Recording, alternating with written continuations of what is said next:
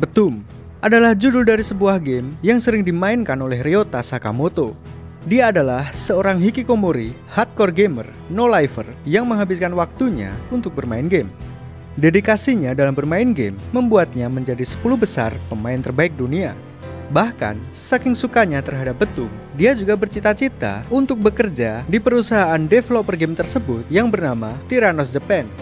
Betum sendiri adalah sebuah game battle royale di mana para pemain berada di pulau terpencil dan saling membunuh. Mirip PUBG, namun dalam Betum, para pemain tidak menggunakan senjata api tapi hanya menggunakan bom.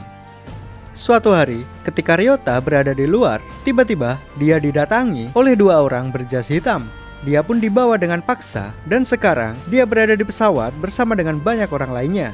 Kemudian, seseorang muncul di layar dan menjelaskan bahwa mereka akan dibawa ke suatu pulau terpencil untuk memainkan Betum di dunia nyata. Kemudian dia menjelaskan tentang aturan dari game ini. Pertama, para pemain akan dibekali dengan bom. Bomnya sendiri ada berbagai macam jenis. Salah satunya adalah cracker. Cracker adalah bom yang akan meledak jika membentur sesuatu. Cara kerjanya mirip dengan granat. Lalu ada juga bom dengan fitur timer. Sesuai namanya, bom ini bisa disetting waktu meledaknya maksimal 10 detik. Karena bom ini membutuhkan beberapa detik untuk meledak, oleh sebab itu, bom ini memiliki kekuatan ledakan yang lebih besar dibandingkan dengan cracker. Selesai menjelaskan tentang bom, kemudian dia menjelaskan bagaimana caranya untuk keluar dari pulau terpencil. Masing-masing calon pemain memiliki chip hijau yang tertanam di tangan. Chip ini juga berfungsi sebagai alat pelacak. Agar bisa keluar dari permainan ini, para pemain harus mengumpulkan 8 chip termasuk chipnya sendiri. Dengan kata lain, para pemain harus membunuh minimal 7 orang agar bisa kembali. Setelah mendengarkan semua penjelasan, tiba-tiba ada 1 orang yang memberontak. Orang itu adalah Ryota. Seketika itu juga, Ryota disetrum kepalanya sampai pingsan. Dan tidak hanya pingsan, tapi setruman itu juga membuatnya hilang ingatan. Setelah itu, para pemain dipaksa turun dari pesawat dengan menggunakan parasut, sedangkan Ryota diturunkan dalam keadaan pingsan. Setelah itu, Ryota terbangun di tengah-tengah hutan. Dia sangat kebingungan dan tidak mengingat kenapa dia berada di sini. Dia pun berjalan menyusuri hutan dan akhirnya sampai di sebuah pantai. Kemudian dia membuka tasnya yang berisi bom. Dia tidak sengaja menekan tombol dan mengaktifkan bom tersebut. Insting Ryota mengatakan ini adalah benda yang berbahaya. Dia pun secara refleks melemparkan bom itu. Ledakan tersebut memancing 1 orang ke tempat Ryota. Kemudian orang itu langsung melemparkan bom kepadanya. Nani? Kenapa wa? Untungnya dia masih selamat dari ledakan tersebut. Kejadian ini juga membuatnya sadar bahwa dia sedang bermain Betum di dunia nyata. Ryota berusaha berdamai, namun orang itu tetap mengejarnya dan melemparkan bom kedua. Nani? Kenapa wa? Mengetahui bahwa lawannya tidak bisa diajak berdamai, Ryota memutuskan untuk bertarung. Dia pun berusaha menganalisa keadaan dan membuat strategi. Bom yang dimilikinya adalah tipe timer. Dia pun memasang bomnya di tanah, lalu memancing lawannya untuk mendekat. Setelah 10 detik, bom itu meledak dan menewaskan lawannya. Kenapa wa? Setelah kejadian itu, Ryota merampas bom tipe cracker dari lawannya. Lalu dia berjalan ke arah sungai dan bertemu dengan seorang perempuan yang bernama Himiko. Melihat Ryota, Himiko merasa ketakutan dan dia pun segera melarikan diri. Ryota yang kehilangan jejak kemudian menggunakan alat pelacak yang tertanam di tangannya. Namun di luar dugaan, dia justru bertemu dengan orang lain yang bernama Taira. Sementara Himiko berhasil melarikan diri. Pertemuan Ryota dengan Taira berujung pada pertemanan. Karena mereka berdua mempunyai visi yang sama, yaitu mereka ingin keluar dari pulau ini dengan cara bekerja sama, bukan dengan cara saling membunuh. Kemudian, mereka berdua pun menuju ke atas bukit. Lalu, mereka melihat pesawat yang menerjunkan suplai makanan dengan parasut. Pembuat game ini memang sengaja memberikan makanan supaya para pemain bisa saling bertemu untuk berebut makanan. Makanan adalah alasan supaya para pemain bisa saling membunuh. Ryota melihat satu koper dan berniat mengambilnya. Namun sayangnya, koper itu diambil duluan oleh pemain lain. Lalu, orang itu meledak karena di dekat koper itu terdapat bom yang bisa dikendalikan dengan remote. Ternyata, seseorang sudah sampai lebih dulu dan memasang jebakan. Ryota sangat beruntung karena terhindar dari jebakan tersebut. Namun, dia masih harus menahan rasa lapar. Kemudian, mereka memutuskan untuk mengambil makanan yang terjatuh di tempat lain. Sesampainya di tempat tujuan, dia bertemu dengan seorang anak yang bernama Kosuke Kira. Nani? Watashi no namae wa Kira Kosuke. Ryota mencoba untuk berdamai dengannya, namun Kosuke bukanlah seseorang yang bisa diajak bicara. Tanpa ragu, dia berniat untuk membunuh Ryota. Ryota pun berusaha lari dan memasang jebakan bom timer. Namun, Kosuke masih selamat, lalu dia membalas serangan Ryota dengan bomnya. Bom milik Kosuke adalah tipe hisap yang akan menempel pada target. Ryota beruntung, bom itu menempel pada tasnya. Dengan cepat, dia membuang tasnya dan berhasil selamat. Pertarungan ini membangkitkan insting Ryota dalam bermain betum. Dia pun mengaplikasikan kemampuannya dalam pertarungan ini. Dia terus bergerak sambil membatalkan alat pelacak milik Kosuke. Alat pelacak tersebut bisa dibatalkan dengan cara mengaktifkannya secara bersamaan. Dengan begitu, lokasi Ryota tidak akan terdeteksi dalam radar. Dengan kata lain, Ryota benar-benar bisa membaca pikiran Kosuke. Pada akhirnya, dia pun berhasil mengalahkan Kosuke. Namun, dia masih tidak mau membunuhnya.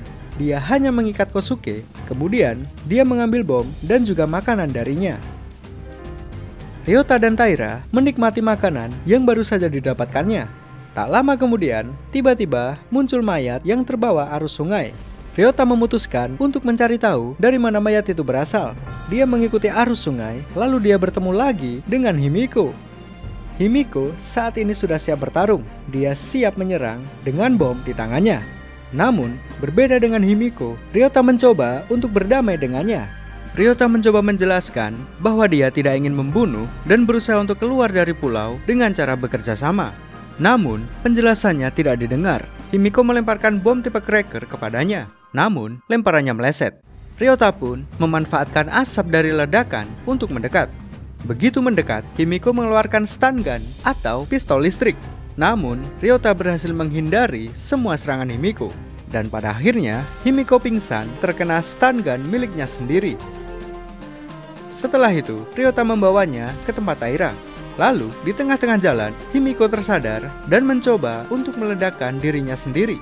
Kemudian, yang terjadi adalah Ryota berhasil mematikan bomnya sebelum meledak. Setelah kejadian itu, mereka pun sampai di tempat Taira. Himiko diberikan minuman hangat, lalu setelah dia tenang, dia pun menceritakan tentang bagaimana dia bisa berada di pulau ini. Himiko adalah seorang gadis SMA biasa.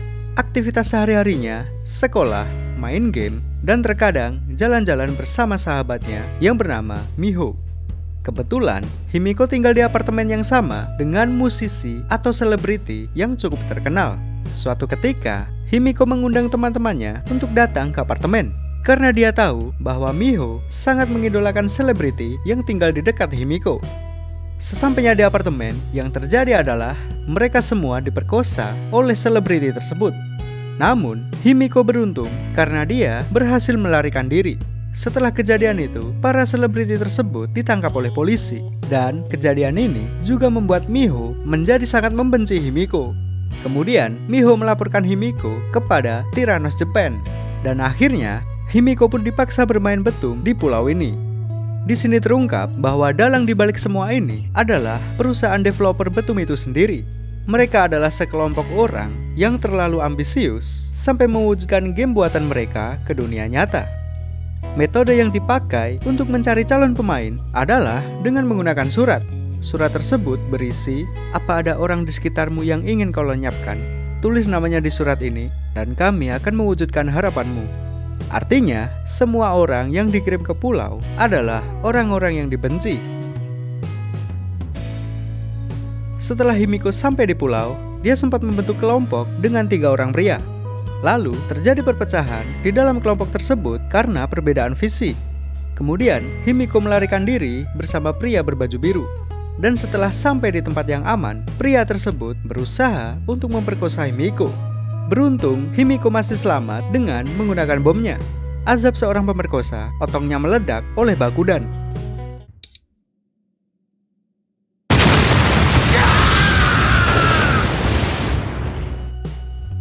Kejadian inilah yang membuat Himiko mengalami trauma terhadap semua pria. Wajar saja karena dia mengalami pelecehan seksual baik sebelum dan sesudah dikirim ke pulau. Oleh sebab itu, ketika pertama kali dia bertemu dengan Ryota, Himiko sudah siap bertarung karena dia tidak percaya dengan semua pria. Lalu bagaimana dengan Ryota? Sama seperti Himiko, dia adalah orang yang dibenci dan dilaporkan melalui surat. Dan parahnya lagi, orang yang mengirim Ryota adalah ibunya sendiri. Kenapa bisa begitu? Karena bisa dibilang Ryota adalah anak yang durhaka. Ibunya sampai tidak tahan dan akhirnya dia mengirim Ryota ke pulau. Setelah Ryota benar-benar dibawa ke pulau, dia langsung menyesal dan memutuskan untuk bunuh diri. Setelah mengetahui kebenaran yang pahit, Ryota, Himiko, dan juga Taira hanya bisa berusaha untuk bertahan hidup. Lalu, tiba-tiba saja muncul kawanan Komodo di dekat mereka. Seketika itu juga, mereka berusaha untuk melarikan diri. Namun sayangnya, Taira sempat tergigit oleh Komodo tersebut. Kemudian Ryota menggunakan bomnya dan mereka pun berhasil selamat dari serangan Komodo. Mereka bertiga perlahan-lahan menjauh dari sarang Komodo dan akhirnya mereka pun sampai di sebuah bangunan kosong. Setelah beberapa hari istirahat, tiba-tiba Ryota mendeteksi radar dari pemain lain. Dia pun mencoba untuk menghadang seseorang yang mendekat untuk melindungi Taira dan Himiko. Ternyata, yang dihadapi Ryota adalah seseorang yang pernah bekerja sama dengan Himiko. Dia adalah mantan anggota militer yang bernama Miyamoto. Dia sudah sangat terlatih dalam peperangan, dan bahkan dia tidak membutuhkan bom untuk membunuh seseorang. Parahnya lagi, dia mempunyai satu rekan yang bernama Natsume. Alhasil, Ryota berhasil dikalahkan. Kemudian, Ryota mengeluarkan stun gun dan akhirnya berhasil melarikan diri. Namun sayangnya, Miyamoto memang sengaja membiarkannya lari dengan tujuan untuk mencari tahu di mana markasnya. Tak lama kemudian, Miyamoto sampai di markas. Taira mencoba menyerang, namun Miyamoto berhasil memotong jarinya. Sedangkan Ryota sendiri terkena serangan dan terjatuh. Setelah itu, Miyamoto mengambil makanan, bom, dan juga membawa Himiko bersamanya. Ryota perlahan-lahan kembali ke markas. Sesampainya di sana, ternyata Taira dibiarkan hidup. Kemudian, Ryota menemukan handphone milik Himiko yang ketinggalan. Dia membuka handphone itu dan melihat foto Himiko yang sedang cosplay. Dia pun teringat dengan gadis yang ditemuinya di dalam game. Bahkan, Ryota juga sudah menikah di dalam game dengan perempuan itu. Dan ternyata, perempuan yang menikah dengannya di dalam game adalah Himiko. Pasangan di dalam game sekarang dipertemukan di dunia nyata. Seketika itu juga, Ryota langsung berniat untuk menyelamatkan Himiko. Bahkan, dia nekat pergi tanpa membawa bom satupun. Ryota menggunakan radarnya dan berhasil menemukan lokasi Himiko. Perlahan-lahan, dia mulai memasuki markas mereka. Lalu, ketika dia membuka sebuah pintu, Killer Queen sudah menyentuh gagang pintu itu. Terdapat bom tipe cracker yang dipasang di sela-sela pintu. Ketika dibuka, bom itu terjatuh, namun Ryota berhasil menangkapnya dan segera menonaktifkan bom tersebut. Berkat itu, Ryota sekarang memiliki satu bom jenis cracker. Tak lama kemudian, dia berhasil menemukan Himiko yang diikat. Dia pun segera membebaskannya dan berusaha melarikan diri.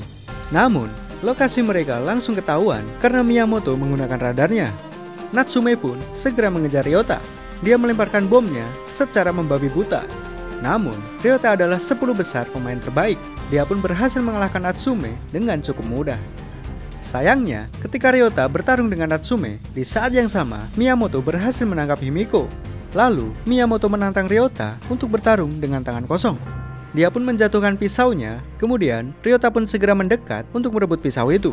Begitu mendekat, Miyamoto langsung menghajarnya habis-habisan. Ketika Ryota tidak bisa berkutik, Himiko mencoba membantunya. Dia mengaktifkan bom asap beracun yang tergantung di tubuh Miyamoto. Pada akhirnya, Miyamoto tewas terkena bomnya sendiri. Setelah semua itu, mereka berdua beristirahat sebelum kembali ke tempat Taira. Lalu, ketika malam tiba, Himiko dikejutkan dengan kehadiran seseorang. Ryota pun segera mencari tahu siapa orang tersebut. Dia melihat cahaya di suatu ruangan dan segera menuju ke sana. Sesampainya di sana, dia menemukan sebuah ruangan lengkap dengan tempat tidur dan persediaan makanan. Lalu, tiba-tiba saja dia diserang oleh seseorang.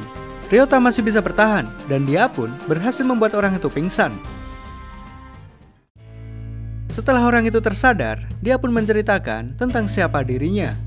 Dulunya, dia adalah seorang perawat yang bernama Shiki Murasaki.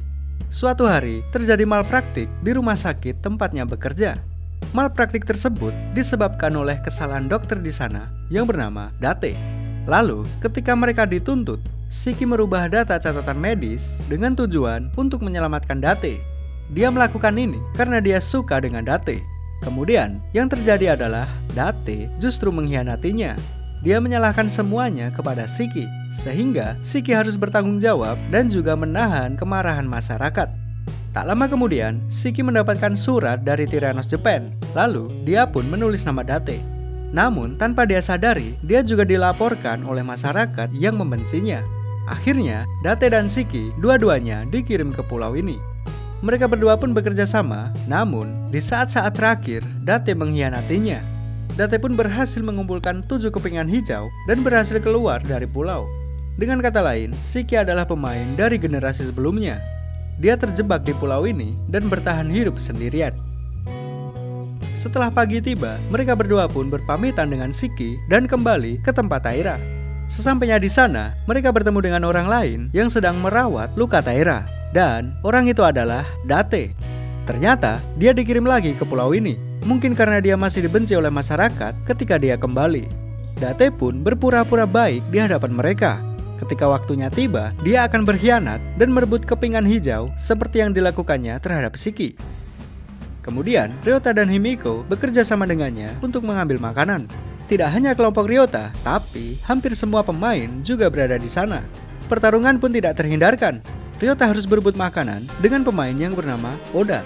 Mereka berdua saling bertarung hingga sampai di sebuah pantai. Mereka benar-benar bertarung dengan seimbang, namun pada akhirnya Ryota gagal mendapatkan koper makanan. Tapi setidaknya nyawanya selamat. Setelah itu, mereka kembali ke markas.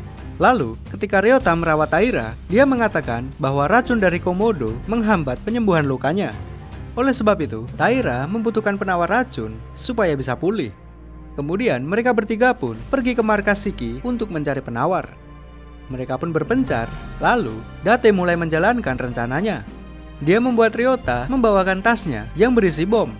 Lalu, sesaat sebelum meledak, Himiko berteriak sehingga membuat Ryota melemparkan tas tersebut. Ryota selamat dari ledakan, namun Date mengira bahwa Ryota sudah mati. Setelah itu, Date berniat untuk membunuh Himiko. Lalu, tiba-tiba saja Shiki datang membantunya. Shiki yang menyimpan dendam bertarung dengan cukup sengit.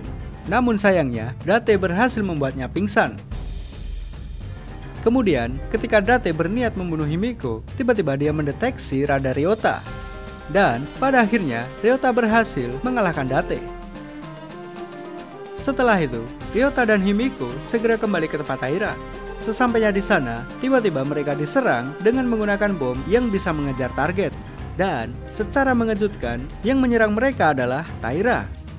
Jadi, selama Taira sedang terluka, sebenarnya dia sangat membutuhkan teman-teman yang berada di sampingnya. Namun, dia selalu saja ditinggal sendirian oleh Ryota. Hal ini membuat mentalnya jatuh dan bahkan dia juga berhalusinasi.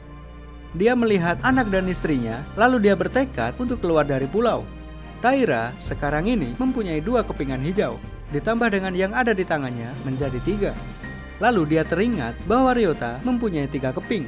Ditambah dengan tangan Ryota dan Himiko, totalnya menjadi 8. Artinya, dengan membunuh Ryota dan Himiko, Taira bisa keluar dari pulau ini dan bertemu dengan anak istrinya. Bom yang dimilikinya adalah tipe pengejar. Cara kerjanya adalah, dia harus mengunci target dari jarak jauh. Lalu, bom itu akan mengejar target secara otomatis. Kochi wo miro! Kochi wo miro! Kochi wo miro! Ryota pun terkena ledakan pada kakinya.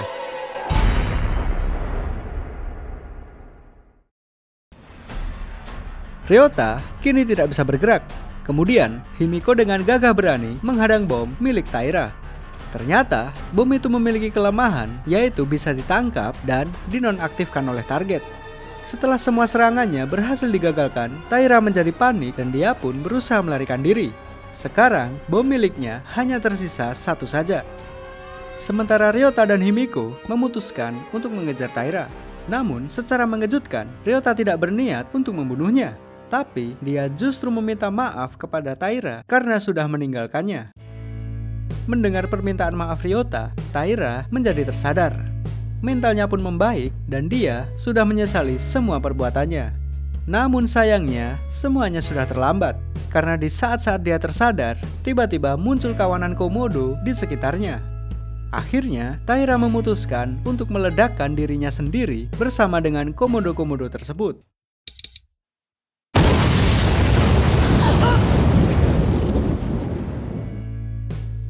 Setelah kematian Taira, Ryota dan Himiko sekarang sudah mempunyai total 8 keping. Secara mengejutkan, Himiko meminta Ryota untuk membunuhnya supaya dia bisa lolos. Tentu saja, Ryota tidak ingin membunuh Himiko. Himiko pun menangis bahagia dan dia sudah percaya 100% kepada Ryota. Dan sayangnya, anime ini berakhir di sini. Jangan berharap season 2 karena sepertinya tidak akan dibuat. Menurut info di banyak forum, anime ini tidak laku di Jepang. Padahal, anime ini cukup populer di luar Jepang. Tapi bagi yang penasaran, silahkan baca manganya sendiri. Oke, betul, selesai.